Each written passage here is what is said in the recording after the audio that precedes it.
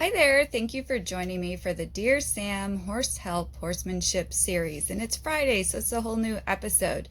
So, this week, what I wanted to talk about is the human. This is the most overlooked factor in the human horse relationship. And I know that sounds kind of funny and kind of obvious, but so many times when people come in and ask me for help, their stories include everything about what they do or don't want their horse to do, what their horse is or isn't doing, challenges they are facing by their horse, but rarely do they stop and look at themselves. And this has been a recent topic in some of my blog posts and some of my other writings. Just did a big article on this about how often we are under the impression that we are sending the horse for training or for education or expanding the horse's world with a horse trainer or someone who has more experience than us. But rarely does a human put as much effort in educating themselves as they do in investing in their horse's education. And a huge part of the factor in the relationship between the human and the horse is the human understanding of the horse's thoughts, the emotions, how they influence the horse's physical behaviors, and how we are aware of how our own thoughts, emotions, distractions, stresses, urgencies where time is limited affect the communication and the quality of our specificity and interaction with the horse. And I find not enough people take responsibility within themselves of recognizing the days that they're distracted, the days that they're stressed, the days that they were looking for an escape when they headed out with their horse because of all these other things going on in life, not realizing how much mental, perhaps emotional, perhaps physical chaos that they're bringing to the horse. And the theme in these past few Dear Sam series have been talking about pressure. And there can be a huge amount of spatial pressure just in what we show up with when we're near our horse, in our energy.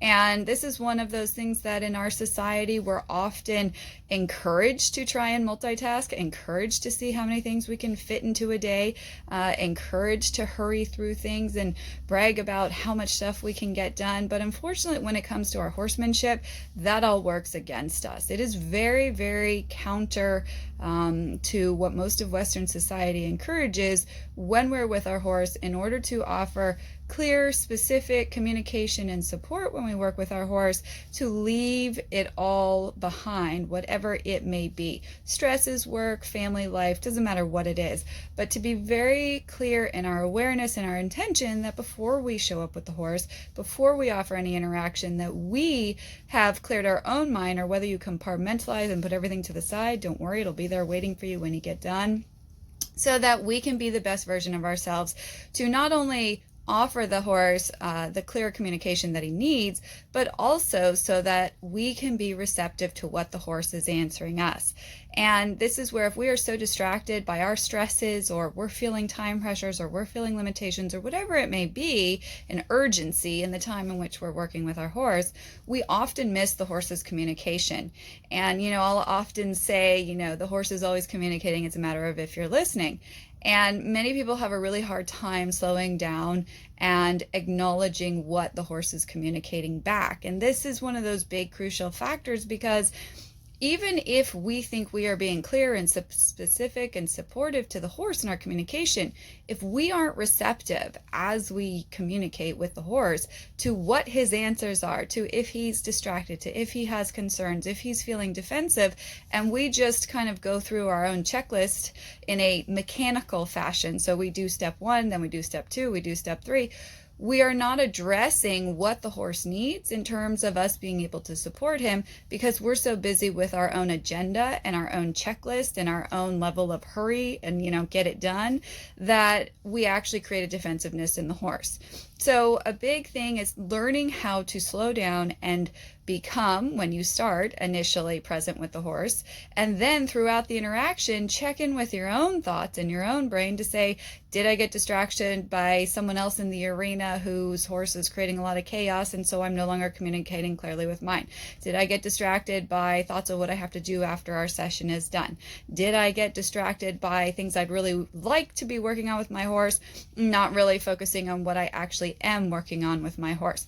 Our brain bounces all over all the time. time. And it takes a lot of work and it takes a lot of intention to remain mentally present and not emotionally or physically chaotic when we're with our horse. And also, the big trigger is when we do see our horse getting distracted or emotionally getting perhaps fearful or defensive, that we don't emotionally engage in that so that we are reacting to our horse's emotions, who then react to our emotions, and then it becomes this vicious cycle of chaos on chaos.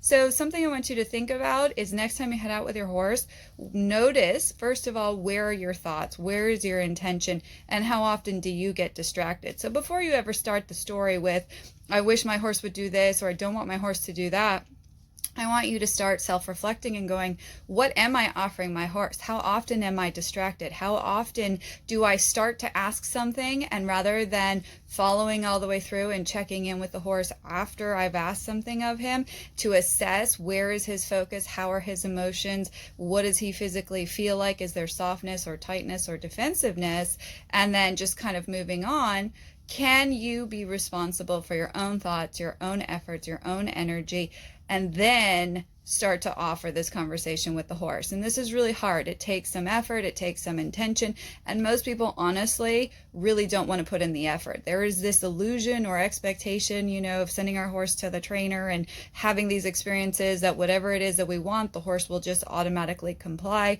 And it is a false illusion that gets many people into dangerous situations, and it often gets a lot of people hurt because there is a hopefulness that, well, my horse is trained, so he should do X, Y, and Z whenever I ask. And that's not the case. If you've ever seen one horse handled by one person and that same horse handled by someone else and looks like a totally different horse, it's because it's a totally different conversation that's happening. So before, if you notice yourself falling into the pattern of these stories, start to go, okay, wait, time out. I need to address myself first and assess, what am I bringing to the table when I show up and arrive for my horse? And just this simple act of mindfulness and being aware and staying present can completely change the relationship you have with your horse. It takes effort, it takes follow through, and honestly, it's not really supported by a lot of the mainstream approaches, because we're always trying to quick fix, we're trying to band-aid, we try and use equipment to sneak through problems in the relationship. We try and have people feel like they're accelerating as far as in their accomplishments of what they can do with their horse, and it's usually at an unreasonable rate for most people. Most people work with one or two horses maybe over a long period of time. They don't have the horse handling skills, they don't have the exposure, they don't have the recognition of reading the behavior. So we have this false illusion of, I can do all of these things, but I don't have the skill set and I don't have the experience, but somehow my horse is supposed to step up and do whatever it is that I ask of him, and it just doesn't work that way. So something, to consider: notice your thoughts, notice your emotions, notice your intention, notice your energy, and the big one, notice your triggers. I'll see you next time. Thank you for joining me.